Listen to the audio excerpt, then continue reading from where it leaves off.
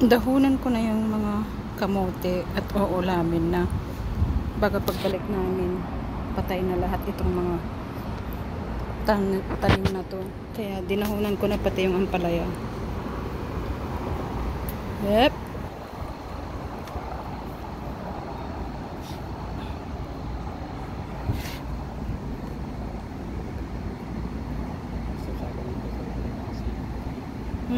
Nalak na gajay silin. Oh, ito pala. Oh, look. Oh, sitaw.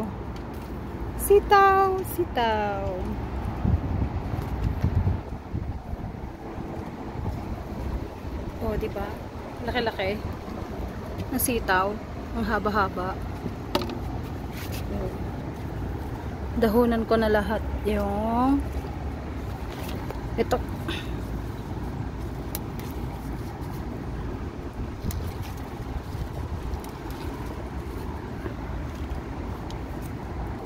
Yun, nakalbo na. Kalbuhin din natin yung isa. Kasi hindi ko sigurado kung buhay pa to pagbalik namin.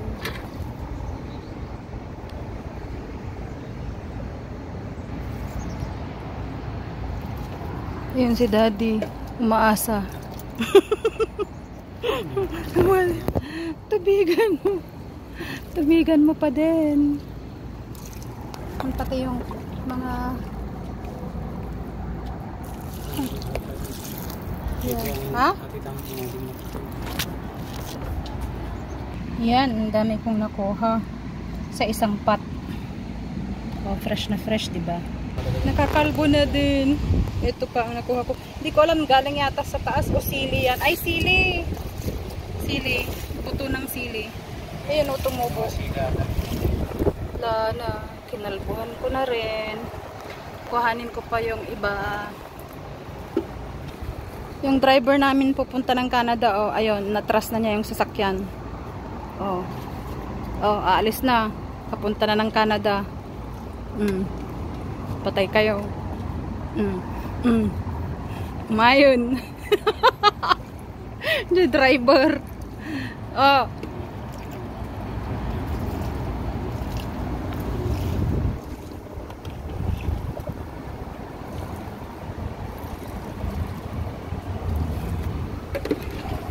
Nakalbo na.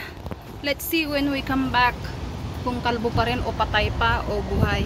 Ano yung sitaw, kukunin ko o hindi. Wala naman akong mailagay dyan. Hindi na. Wala nang buhay pati ng sibuyas. Mga sili doon sa ilalim tumubo. May kakaiso na palang tumubong bunga dyan. So pagbalik natin, malaki na yan. Alright. Huh?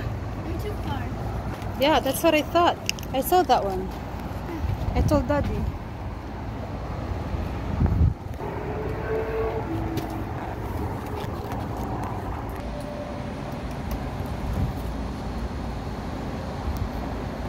Yan yung mga pananim ko. And that one, ang palaya. Yahoo! Diba? Kakatuwa. Meron akong naani, ilang beses na dahon. Tsaka talbos, first talbos. Marami din yan. Luluto ko. Uulamin bago umalis. Ayan, time to eat na. Bahala kayo dyan. May bagoong. Tapos, yung mga talbos ng kamote at talbos ng ampalaya. At saka konting asparagus. Kakainin kong fresh yung ampalaya. Kasi nahihilo ako. Kulang ng iron. So, kumain tayo ng healthy food. Eh, tanim ko naman yan. Hindi naman na-sprayhan. So, kain natin fresh. Alright. Okay, kakain na bago umalis. Thanks for watching Glenda Life Journey USA. Bye. Have a good weekend. August 16, Wednesday today. It's Wednesday, but advance na lang. Bye-bye.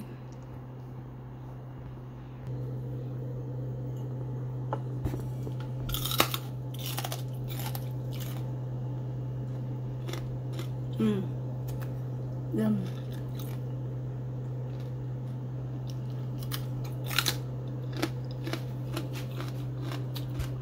Bye-bye na talaga.